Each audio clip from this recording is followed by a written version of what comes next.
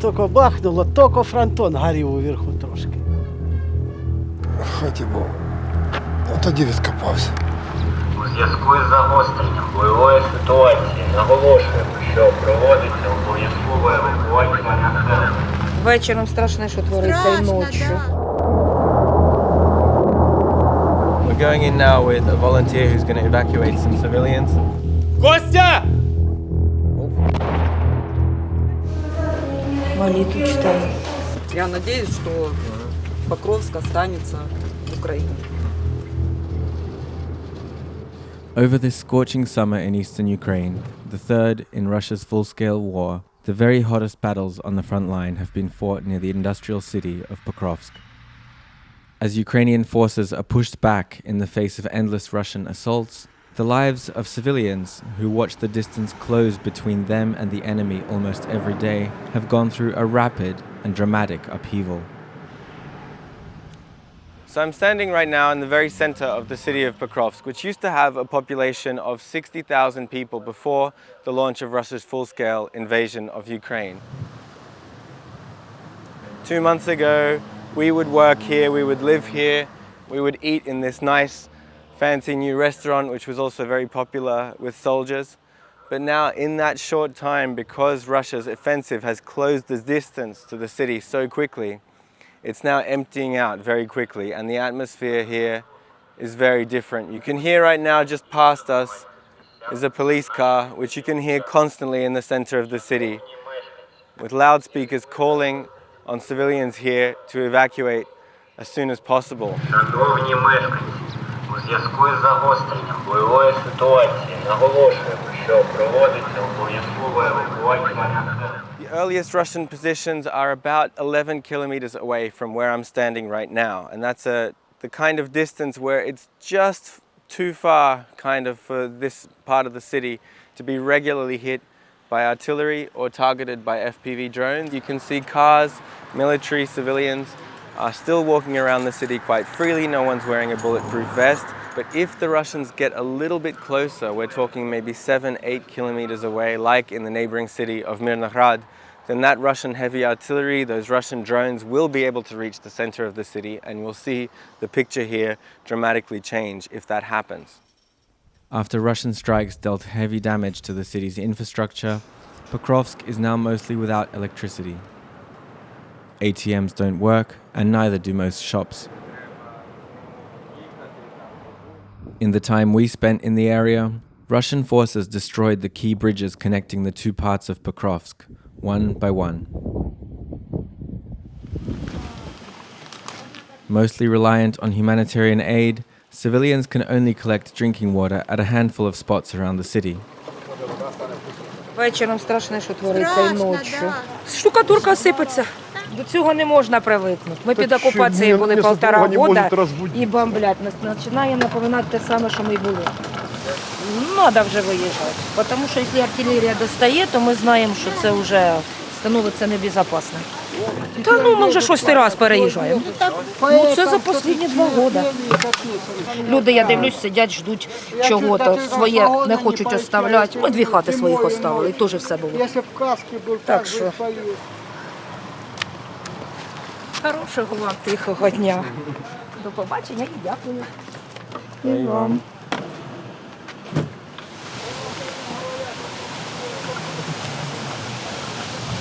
Ехать мне некуда. Так что будем переживать то, что есть. Все, пока.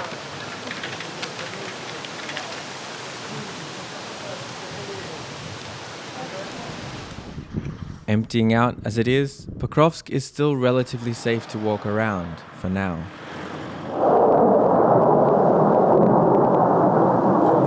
That cannot be said for the city of Selydove, 18 kilometers to the southeast. We're racing across these fields just south of the key city of Pokrovsk, here in Donetsk Oblast. It's been exactly a month since Ukraine started its offensive in Kyiv Oblast in Russia, but in the weeks following that, Russia only intensified its attacks in this part of Donetsk Oblast and started gaining more and more land quickly. Actually, in the last week, the Ukrainian command, as well as open source maps, have said that the Russian offensive in this area has somewhat stabilized and they haven't moved far towards Pokrovsk. But we're here to see for ourselves.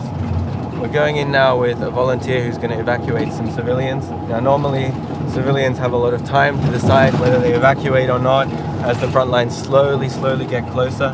But here the Russian advances have been so fast that many of them haven't had time to act and got stuck in this zone of incredible danger where there are Russian shelling and Russian drones constantly flying around. At the moment, obviously there's clear skies right now, there's not much we can do about that, so the risk of a drone attack is pretty high, but this volunteer is still going to go in and try and get some people out, and we'll see what it's like down there.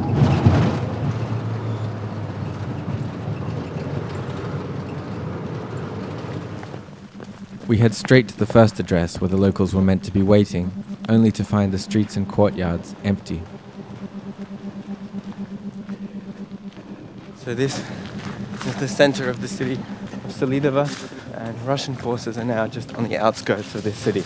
We are very close right now. It's about 1.5 kilometers from where the last reported fighting was happening. So we needed to put the car in a safe place and then move around pretty quickly.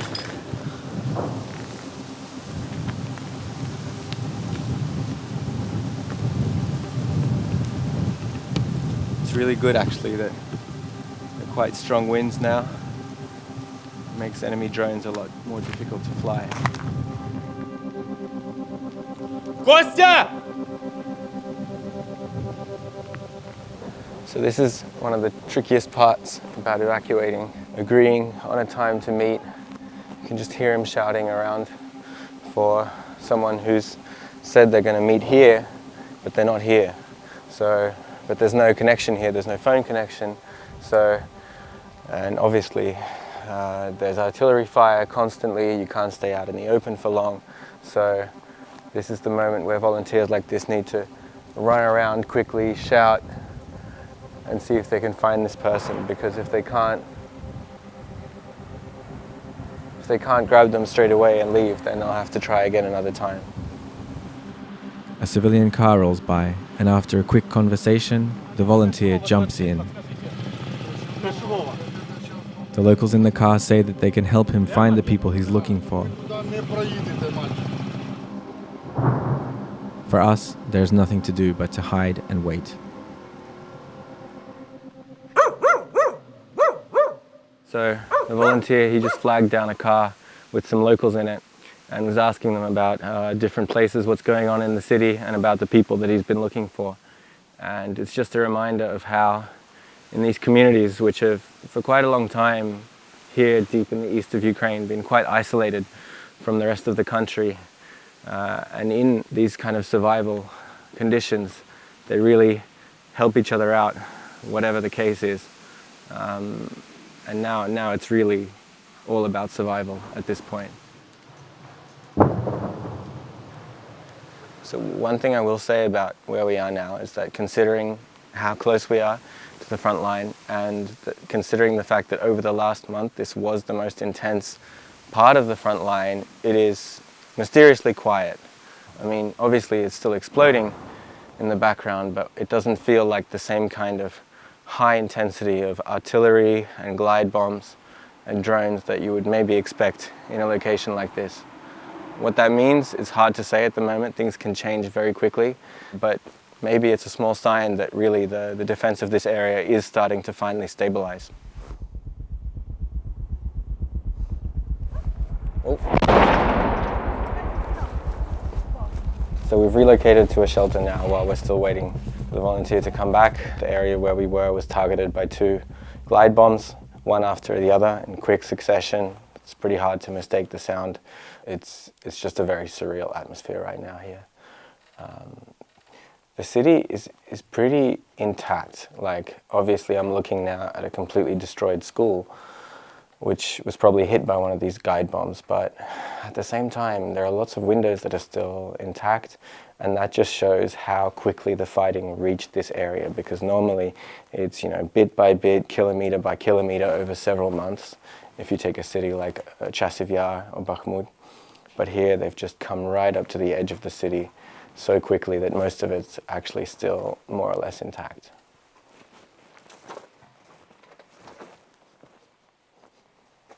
Yeah, you can just see the dust from the explosions. It really smells like explosives, actually.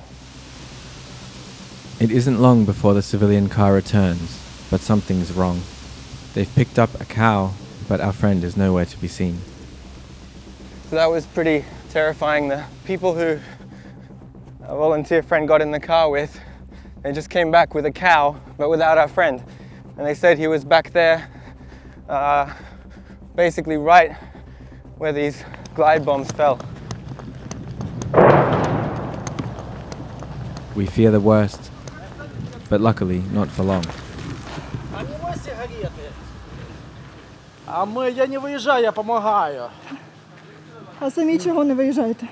Да пока не хочу. Сын боится. А мне что? Мне тут осталось жить еще.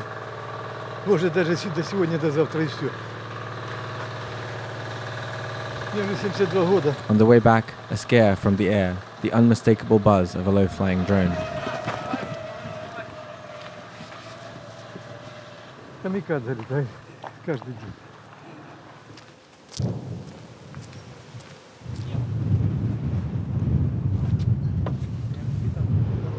We quickly drive to a local church where another group should be waiting for us.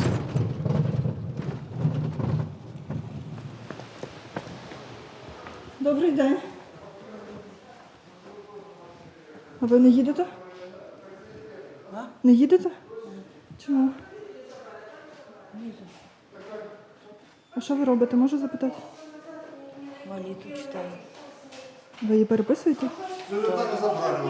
А що за молитва? Это на сохранение дома. Вот молитвочка такая есть, читаешь, оно вроде бы сохраняет. Стреляют, оно ж страшно. И вот мы думаем, когда читаешь молитву, кажется, что нас Бог охраняет, нам помогает, Матушка Богородица. Вот это вот. But the people we were looking for are gone, and the rest are staying, their homes defended by their prayers. Давайте с Богом. In parts of Selydove further away from the Russians, there are more people, but most of them are also in no hurry to leave. Выезжать. А куда выезжать? Никто не... Связи ни с кем нету. Ну, эвакуировалась родина. А ви чого з ними не поїхали? Ну как, у меня хозяйство, свой дом, что я брошу. Ну вот, представьте, всю жизнь я наживал. И что, бросать?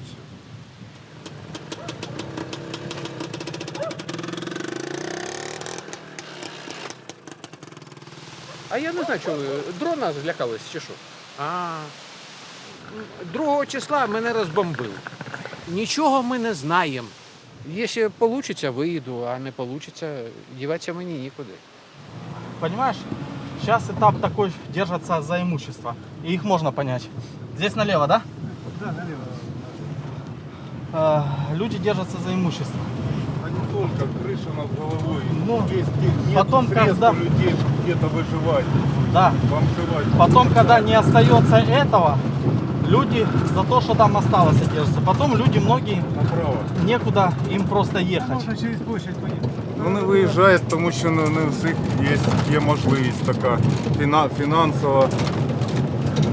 Тому що десь жити треба платити за все. Our last stop is in a row of houses, where a request has come in to save not a person, but a car. Давай, я вот так на себя. Да. Ви не їдете? Чому не їдете? The car's owner has decided to stay for now. In the end, only the father and son pair end up being evacuated. They say they're headed for Kyiv, but beyond that, nothing about their future is certain. On the way back, smoke rises from a field ahead, from the direction of Pokrovsk. For the handfuls of remaining residents left, some vow to keep their businesses open until the very end. Fruit vendor Lydia is one of them, living in a gray zone between normal life and becoming a refugee. По 2 причинам остаемся. Первая причина — еще можно работать. А вторая причина — очень тяжело найти жилье. Честно сказать, я думала до последнего, что вот Покровск именно пронесет. Я думала, что сюда они не дойдут. Вот Мирноград, Селидово, Новогродовка. Я думала, что это, что там где-то вот где Бахмут, Авдеевка, что там все это прекратится уже. Вещи собранные, вон стоят, все в мешках, в пакетах, в коробках уже все стоит. В принципе, осталось только подогнать машину, загрузить это все и ехать. Я надеюсь, что Покровск останется в Украине. Lydia's workday wraps up quickly at 2:45 in the afternoon, giving her just enough time to pack up her fruit before curfew. A few blocks away from the market, the ash from a fresh glide bomb strike still coats the ruins of its target, civilian houses. Факт і все. Це вночі було? Тут часов 10 чи. І ви в хаті що були? ти мене пишеш? Тоді показувати будеш. В хаті був. А тоді відкопався. Ну так, да, бахнуло хорошо, у мене шибки повилітали. Це моєго друга хата, це не моя. Він з жінкою спали в хаті. Ну, слава Богу, що остались живі, вискочили, то жінки трошки ногу поранило і все. Коли тільки бахнуло, тільки фронтон горів уверху трошки. Я як прибіг і повилітали шибки. А хата була ціла. А це нас згоріло вже. Звісно, ще яка надія, чого ж я не їду, чого я не виїжджаю. Думаю, може, воно стабілізується, все стане на свої місця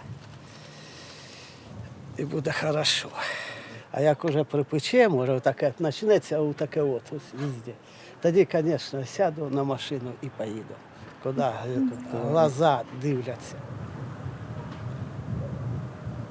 It's 3:30 now in the afternoon, so officially the curfew has begun in Pokrovsk, which goes from 3 o'clock in the afternoon to 11. So police are really trying to get people to evacuate and to try and let them know that normal life cannot continue here. And we're here in front of a house that was just destroyed last night by a Russian glide bomb. We spoke briefly to the residents who were sitting outside, basically still in shock, waiting to hear, to register the fact that their home has been destroyed. But luckily they weren't here at home. You can see the house just across took some light damage but then caught fire, and then it's also completely destroyed. But this is just the beginning, because the glide bombs can be fired from further away. You can see there was nothing military about this place at all. There were people just living in their houses. But these indiscriminate glide bombs are starting to be fired with increasing frequency, especially at night by Russian forces on Pokrovsk. But as they get closer, that's when the heavy artillery and other weapons start to be used against the city. And that's where we see the wholesale destruction, the leveling of Ukrainian cities here in eastern Ukraine begin. This is only the beginning, as horrendous as it is. With the arrival of the dark, the streets of Pokrovsk hold an eerie tension. The future of this city, both for the rest of the war and after, hangs in the balance. For now, Russian forces are being held at a distance, but with winter coming and no end in sight to Moscow's offensive, it's hard to imagine residents returning to Pokrovsk anytime soon.